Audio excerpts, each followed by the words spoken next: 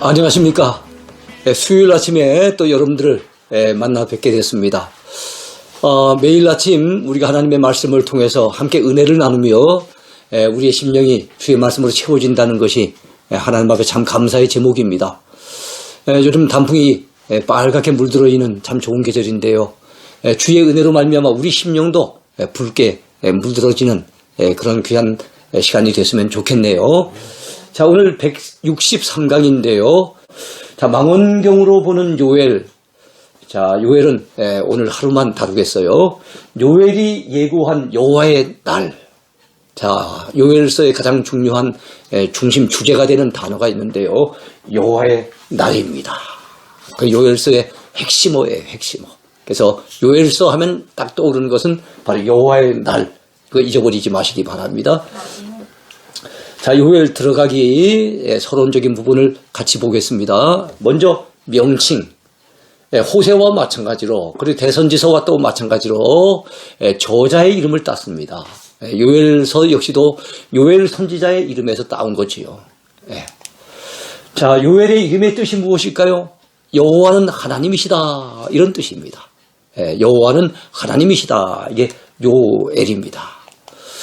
자, 그 다음에 저자, 요엘 선지자에 대해서 좀 더 상세하게 공부하겠습니다.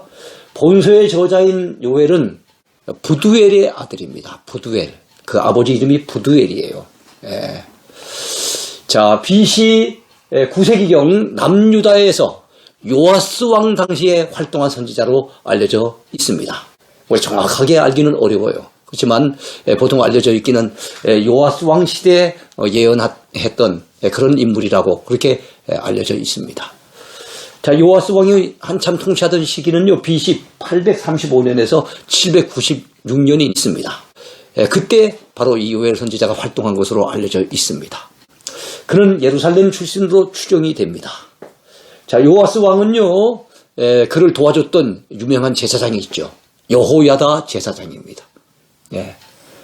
아달랴라고 하는 북이스라엘에서 시집온 공주가 있었어요. 그런데 그 이 아달랴의 남편이 일찍 죽고 그 다음에 그 아들마저도, 아들 아하시아마저도 일찍 죽는 바람에 남유다에서 유일한 여왕이 되는데 자기 아버지 아합왕과 그 어머니 이세벨, 아주 악한 왕비 이세벨의 영향을 받아서 우상 숭배에 깊이 빠져 있었어요, 이 아달랴가. 그래갖고 바알 신이라든지 아세라 신이라든지 이런 것들을 갖다 남유다에 퍼뜨린 사람이 이 아달랴예요. 근데 그 아달랴를 갖다가 결국엔 6년 만에 몰아내고 그 자리에 어린 핏덩이 같은 사람을 6년 동안 길러가지고 7살밖에 안 된 이 요아스를 갖다가 왕위에 등극시킨 사람이 바로 여호야다 제사장입니다. 자, 여호야다가 죽고 난 다음에 요아스 왕이 영적으로 방황을 합니다. 그래서 그가 잘못된 길을 걸어가니까 여호야다 제사장의 아들 스가랴 제사장이 그의 잘못을 갖다가 지적을 하고 경고를 했을 때 그를 미워해가지고 돌로 쳐 죽게끔 만든 사람이 누굽니까? 바로 요아스 왕이에요. 아주 배은망덕했던 대표적인 왕입니다.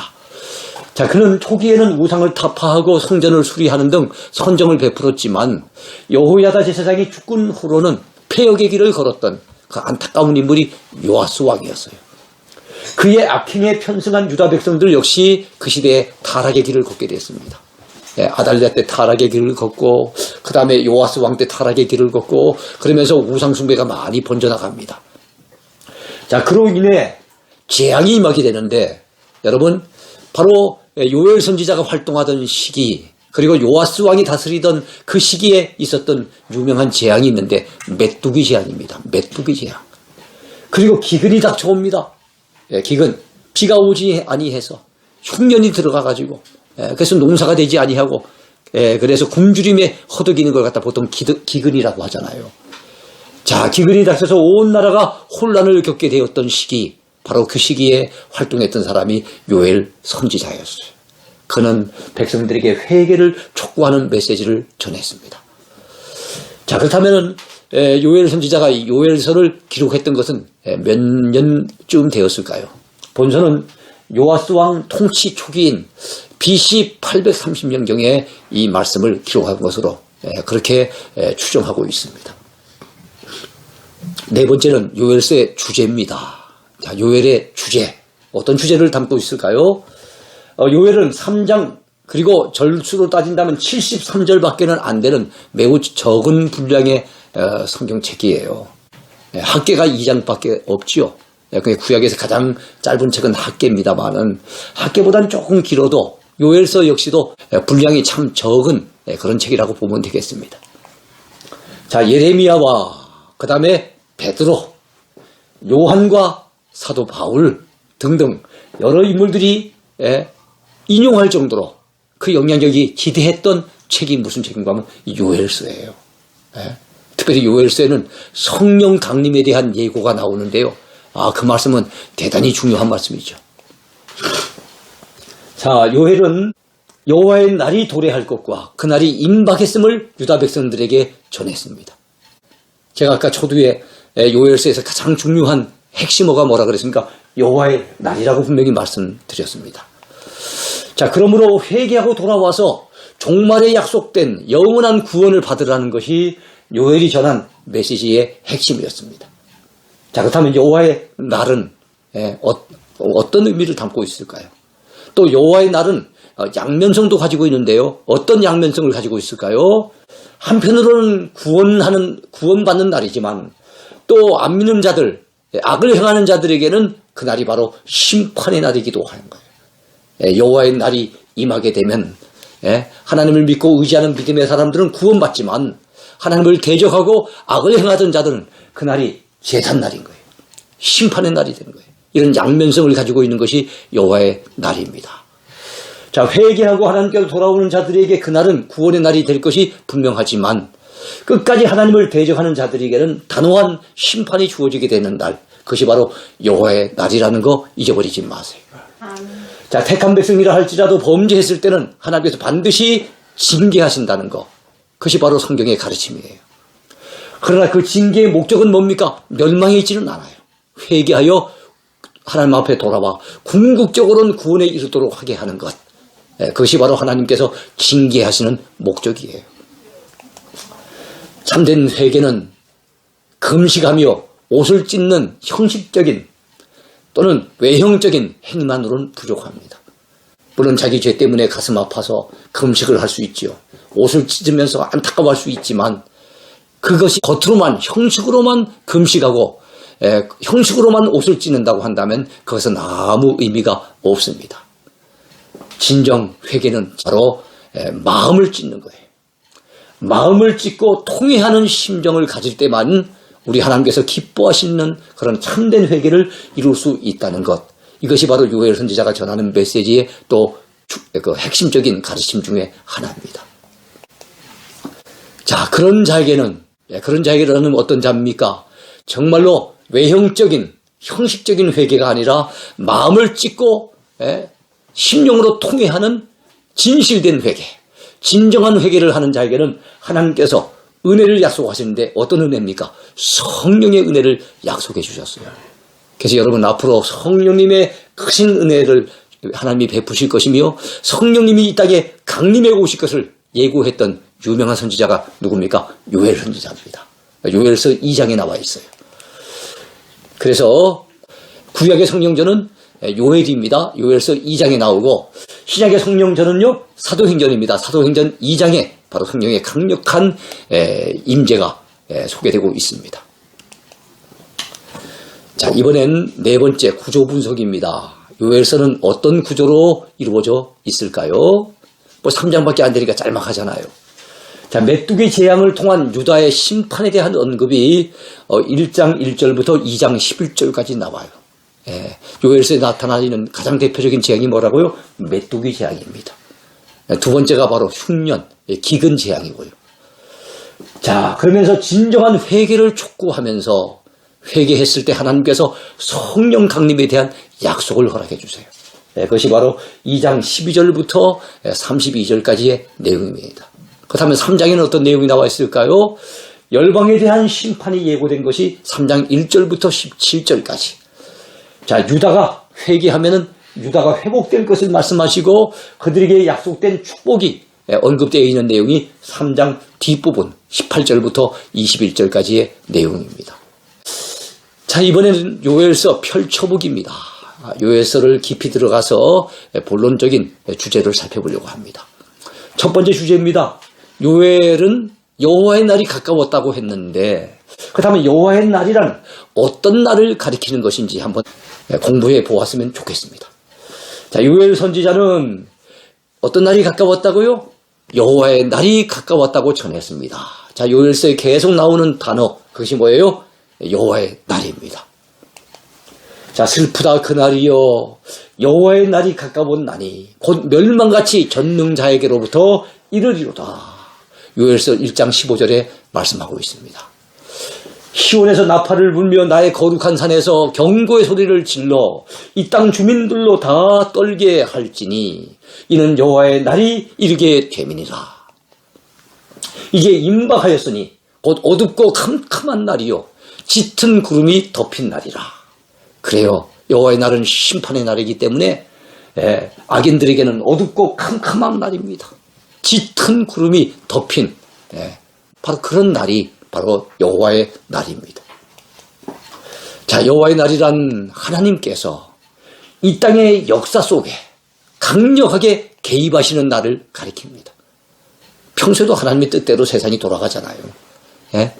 하나님의 섭리에 의해서 세상이 움직여지고 있잖아요. 그러나 여호와의 날이라고 하는 것은 그냥 평소에 세상을 돌리시는 것처럼 그렇게 돌리신 것이 아니라 하나님께서 기적같이 아니면 특별한 방식으로 강력하게 개입하시는 날이에요. 그러니까 평소하고는 다른 특별한 날인 겁니다. 이 날이 여호와의 날이에요. 믿는 자에게는 이 날이 구원의 날입니다. 잔신날입니다. 그러나 악인들에게는 이 날이 어떤 날입니까? 바로 제삿날이고 그날은 심판의 날인 거예요. 자, 이 땅을 크게 심판하시기 위해서 또는 큰 구원을 베푸시기 위해서 개입하시는, 하나님이 역사 속에 개입하시는 그날, 이 날이 바로 여호와의 날입니다. 아까도 말씀드렸지만 악인들에게는 심판하시기 위한 날이고, 그리고 믿음의 사람들, 의인들에게는 구원을 베푸시기 위해서 하나님이 강력하게 개입하시는 바로 그 날입니다. 자, 예컨대 여호와의 날에 해당되는 게 성경이 찾아본다면 어떤 것이 있을까요? 노아 시대 때 하나님이 홍수로 심판하신 날이 있었잖아요. 이건 여호와의 날입니다. 이미 예고하셨고 때가 되어지니까 하나님이 홍수로 온 세상을 덮으셨잖아요. 여호와의 날이에요. 강력하게 하나님이 심판하시는 날.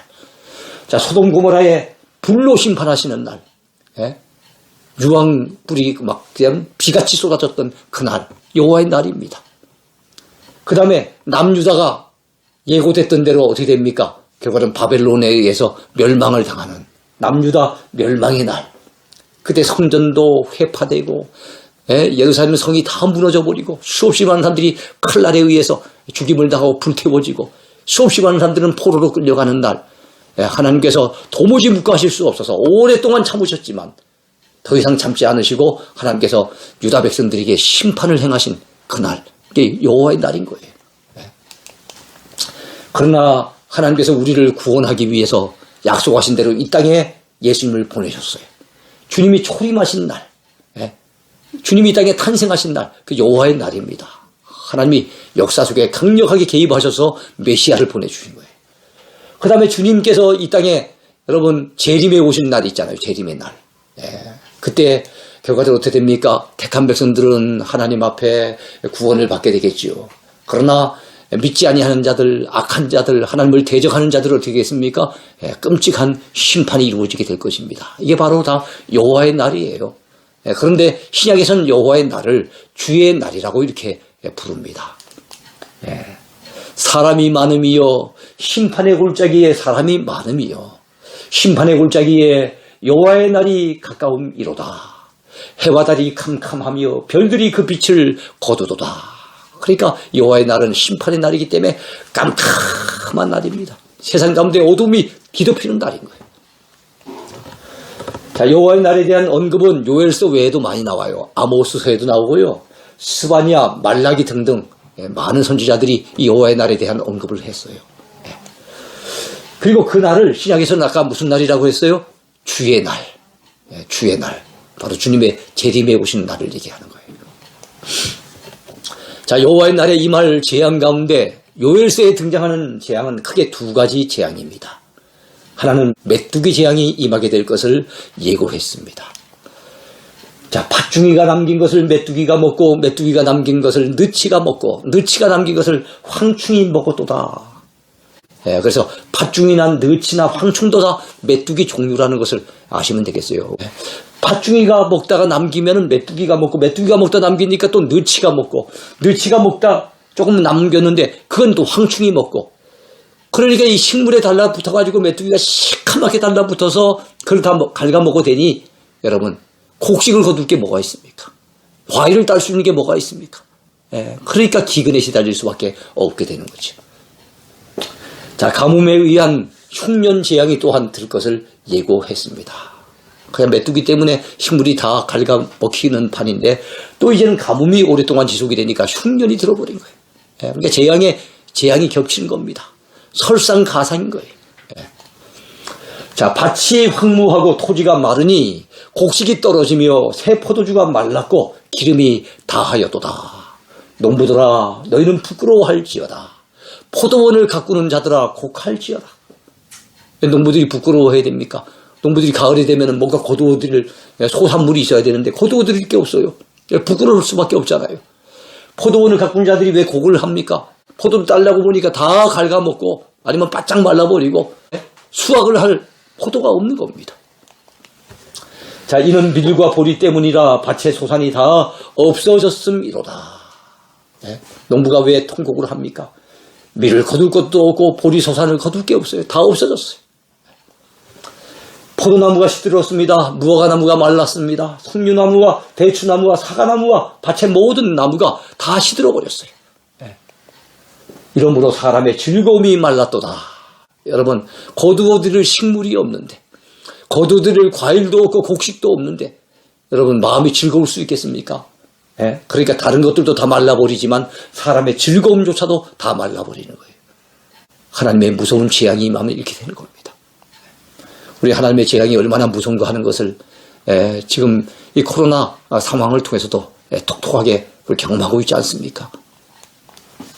자, 들짐승도 주를 향하여 헐떡거리오니 시내가 다 말랐고 들의 풀이 불에 탔음이니이다. 그렇게 얘기하고 있습니다. 여호와의 날에 무서운 심판이 왜 유다 땅에 임하게 되었을까요? 자, 여호와의 날이 임하면 이렇게 무서운 재앙이 임한다는 거예요. 메뚜기 재앙도 임하게 될 것이고 가뭄 재앙도 임하게 될 것인데 또 흉년을 맞이하게 될 것인데 왜 유다 땅에 이런 무서운 재앙이 임하게 되었는가 하는 것입니다.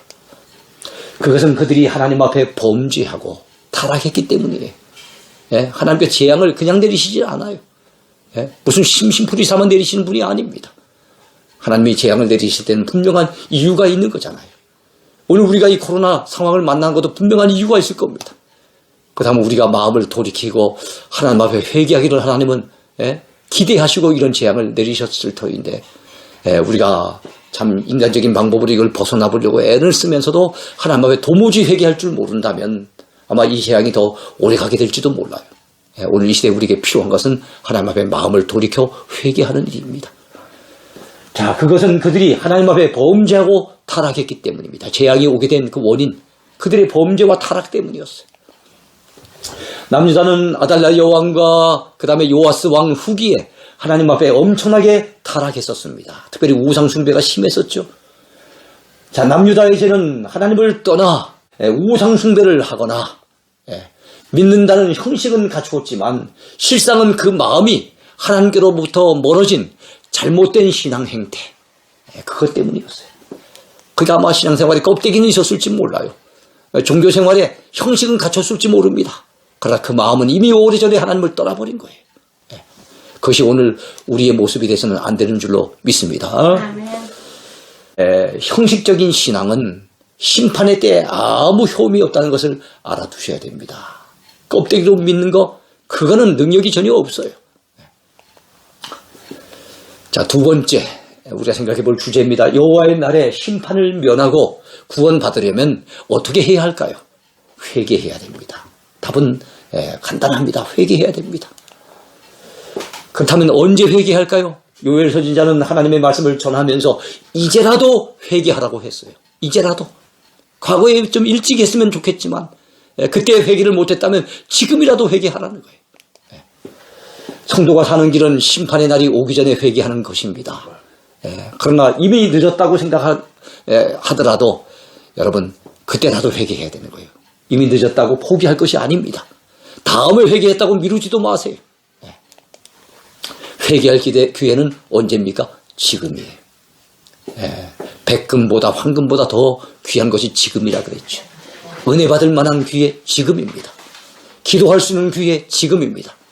주를 위해 헌신할 수 있는 기회 지금입니다. 회개할 기회도 지금이라는 것을 믿으시기 바랍니다. 하나님의 말씀을 공부할 수 있는 절호의 기회, 그것도 바로 오늘 우리가 같이 참 이 말씀의 은혜를 나누고 있습니다만 지금인 것을 기억하시기 바랍니다.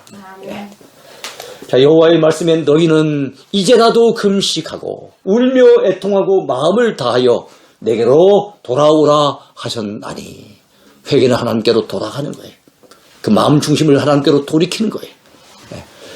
이제라도 좀 늦었지만 늦은 감이 있지만 지금이라도 회개하라는 거예요. 그렇다면 어떻게 회개해야 되겠습니까? 금식하고 울며 애통하며 마음을 다해 하나님께로 돌아오라고 했습니다. 여호와의 말씀에 너희는 이제라도 금식한다는 것은 식음을 전폐하고 하나님 앞에 회개하기 위해서 매달리는 걸 얘기하는 거예요. 그러면서 울며 애통하며 마음을 다하여 내게로 돌아오라. 그렇게 하나님이 말씀하시는 거예요. 형식적으로 회개하지 말고 진정으로 회개하고 요엘 선지자는 외쳤습니다. 너희는 옷을 찢지 말고 뭘 찢어야 돼요? 마음을 찢으래요. 마음을 찢고 너희 하나님 여호와께로 돌아올지어다 그랬어요. 그 당시 유다 백성들은 회개할 때 보통 베옷을 입고 그리고 제위에 무릎을 꿇고 그러면서 하나님 앞에 회개를 했어요. 그러다가 마음이 너무 답답할 때는 그 옷을 갖다가 벗어서 북북 찢어가면서 그 옷을 찢는 그 모습이 사실은 내가 마음을 찢는다는 어떻게 보면 상징적인 행위예요. 근데 문제는 세월이 많이 흘러가다 보니까 정말로 마음을 찢으려고 그런 행위로서 옷을 찢는 것이 아니라 마음은 전혀 미동도 없는데 마음은 전혀 바뀐 것이 없고 변화도 없는데 순전히 겉으로만 옷을 북북 찢고 있었다는 거예요. 그게 무슨 의미가 있습니까? 겉으로 하는 행위, 형식적인 무슨 회개, 그거는 더 이상 진정한 회개가 아니라는 거. 이걸 갖다 요엘 선지자는 말씀하고 있는 거예요. 자, 그는 은혜로우시며 자비로우시며 노하기를 더디하시며 인애가 크시사 뜻을 돌이켜 재앙을 내리지 아니하시나니. 그래요. 마음을 찢고 진실되게 회개하면은요, 하나님이 은혜로우신 분이기 때문에, 노하기를 더디하시는 분이기 때문에, 자비로우신 분이기 때문에 재앙을 거두어 들이신다는 거예요. 재앙을 내리시려고 했다가도 멈추신다는 거예요. 여러분, 온 백성이 대대적으로 회개하는 자리에 동참하라고 말씀하고 있습니다. 그러니까 한두 사람의 회개가 아니라 그 민족적인 회개를 하나님이 기다리시는 거예요. 너희는 시온에서 나팔을 불어 거룩한 금식일을 정하고 성회를 소집하라. 백성을 모아 그 모임을 거룩하게 하고 장로들을 모으며 어린아이와 젖먹는 자를 모으며. 여러분, 장로들은 백성들의 지도자 그리고 연장자 어른들이에요. 그들도 모으라는 거예요. 그럼 어른들만 모일까요? 어린애들도 모으라는 겁니다. 심지어는 젖먹는 자들까지 모으래요. 그래서 거룩한 금식을 선포하고 하나님 앞에 회개하라는 겁니다. 심지어는 신랑 신부가 신혼 이제 겨우 차렸어요. 그런데도 불구하고 신랑을 그 방에서 나오게 만들고 신부도 그 신방에서 나오게 해서 그래서 더불어 회개하는 자리에 같이 동참하라고 말씀합니다. 모두 동참하라는 거예요. 여호와를 섬기는 제사장들은 낭실과 제단 사이에서 울며 이르기를 여호와여 주의 백성을 불쌍히 여기소서. 하나님 앞에 가슴을 치며 울면서 통회하면서 하나님 앞에 매달려 기도하는데 뭐라고 기도하는 겁니까? 하나님 주의 백성들을 불쌍히 여겨주세요. 하나님 주의 백성들을 불쌍히 여겨주세요. 그 불쌍히 여겨달라는 말을 다시 표현하면 긍휼을 베풀어 주세요. 하나님 크신 긍휼을 베풀어 주세요.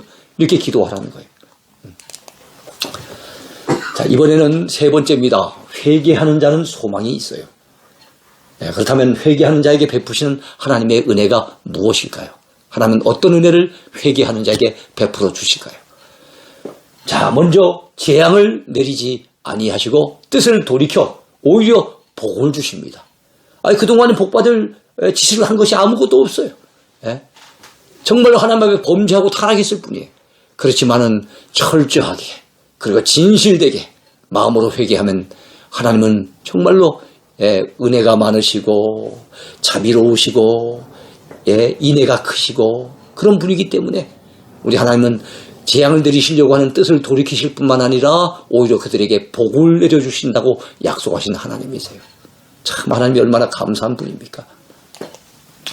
너희는 옷을 찢지 말고 마음을 찢고 너희 하나님 여호와께로 돌아올지어다.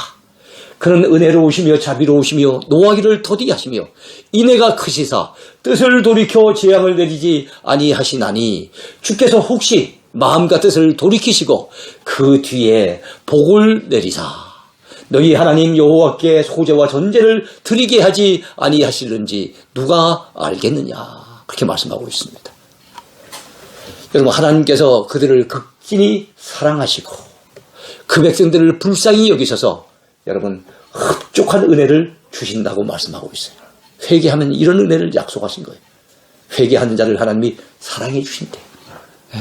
그 백성에게 흡족한 은혜를 부어주신대요. 그러니까 회개하는 자가 복이 있는 자죠. 그러니까 회개하는 자에게 소망이 있는 것이죠.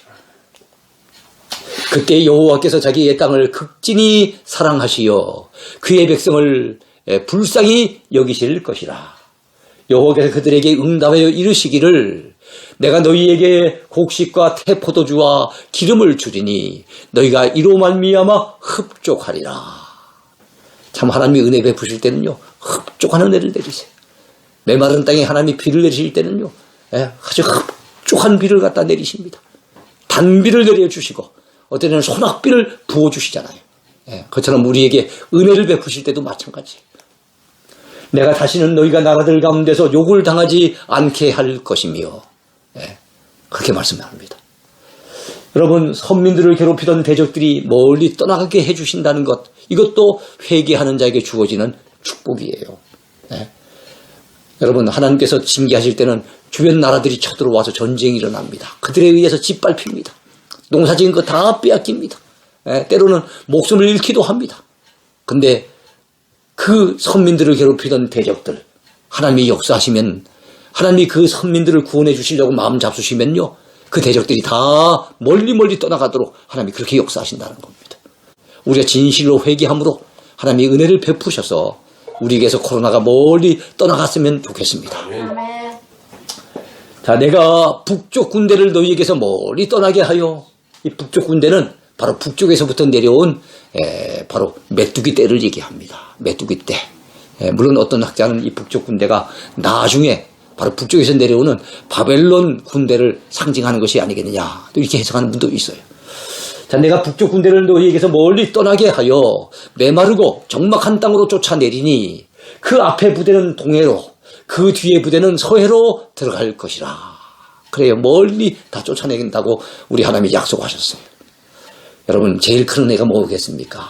회개하는 자에게 주어지는 제일 큰 은혜 그건 성령의 은혜를 부어주실 것을 약속하신 거예요. 자, 그 후에 내가 내 영을 자, 하나님의 영이 바로 성령님이잖아요. 내 영을 만민에게 부어주리니 이스라엘 백성들만이 아니에요. 회개한 자에게는 만민에게 하나님의 영을 부어주신대요. 너희 자녀들이 장래 일을 말할 것이며 너희 늙은이는 꿈을 꿀 것이며 그리고 너희 젊은이는 이상을 볼 것이며 그때 내가 또 내 영을 남종과 여종에게 부어줄 것이며 내가 이적을 하늘과 땅에 베풀리니 곧 피와 불과 연기 기둥이라. 여호와의 크고 두려운 날이 이르기 전에 자 여러분 성령께서 오시는 날도 보니까 여호와의 크고 두려운 날이라고 또 표현을 하고 있잖아요. 그러니까 하나님의 날 여호와의 날이라고 하는 것은 심판만 하는 날이 아니에요. 바로 하나님께서 엄청나게 구원하시는 날 은혜 베푸신 날이기도 한 겁니다. 자 여호와의 크고 두려운 날이 이르기 전에 해가 어두워지고 달이 핏빛같이 변하려니와 누구든지 여호와의 이름을 부르는 자는 구원을 얻으리니 라고 말씀하고 있어요. 여러분 이런 말씀들 우리가 어디서 많이 봤던 말씀이잖아요. 어디서 많이 봤겠어요? 사도행전 2장에서 많이 본 거예요. 근데 이 사도행전 2장에서 그 본문을 갖다가 가지고서 베드로가 설교를 하는데 그 120문도를 앞에 두고 성령 강림에 대해서 설명하기 위해서 설교를 하는데 그 설교의 본문으로 삼은 그 성경이 무엇이겠습니까? 요엘서 2장인 거예요. 요엘서 2장을 가지고 베드로가 본문 삼아서 성령 강림에 대한 설교를 했다는 것입니다. 자, 누구든지 회개하고 주의 이름을 부르는 자는 구원해 주신다는 것, 이거는 변치 아니하는 하나님의 은혜입니다. 그래요.